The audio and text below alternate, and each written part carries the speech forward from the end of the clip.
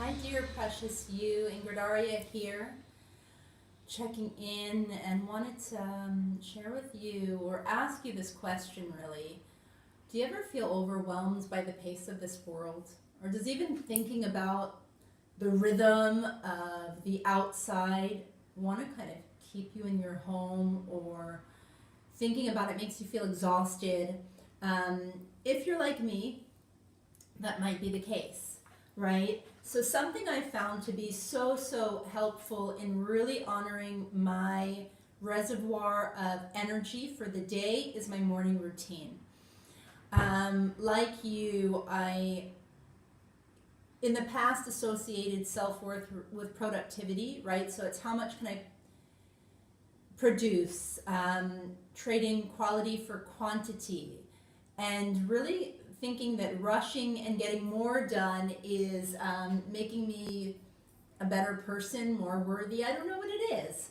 But you know what? It doesn't work for me that way. I don't produce my best when I'm feeling rushed, when I'm feeling deadlines. That's not how I'm built, right? So I want to share with you my morning routine. It might be a little shocking, and the truth is sometimes it feels naughty almost because I kind of don't give a damn about the outside world's pace. And I really think it's so important how we set our days. The morning routine you make for yourself can really keep you in your space, keep you in your authenticity, keep you producing your best throughout the day by really making sure you honor your needs first thing in the day, right? So upon waking up, I have a routine that honestly, I need about 2 to 3 hours. 3 hours is good for me to just take my time to really slowly warm up my engine. I do my oil pulling, which I can't tell you how wonderful that is for your oral hygiene, and also first thing in the morning, putting something in your mouth and just not even being able to talk, just focusing on being present and being in that space of inwardness, and not taking phone calls right away is incredible, right? I brush teeth after that and then do some prayers. Takes just a few minutes, really just kind of gratitude prayers upon waking up for me. And I feel that sometimes I have to kind of I do it really from the outside in, meaning I don't feel so inspired to offer gratitude. Sometimes I do feel like so much gratitude, whether it's for small things or large things. And I think the more we can focus on the smaller things that we're grateful for, the more space there is to really see more blessings. I'm not saying that it's always easy to feel gratitude. It's a whole other conversation, really.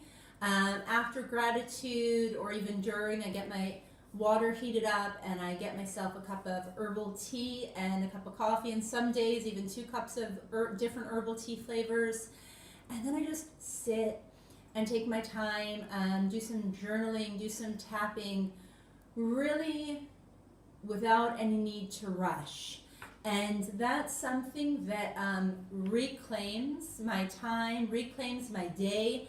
I don't need to check my phone. I don't need to answer any calls. You're allowed to really be in your own space without making it public, without making yourself available to others. I know for sure if there's kids or spouses, and your time feels, hey Lauren, how are you?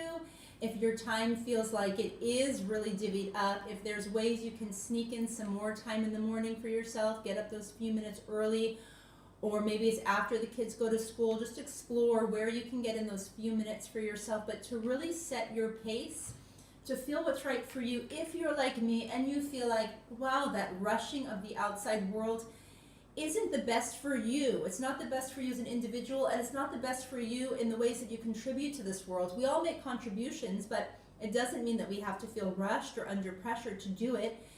I like to take my time.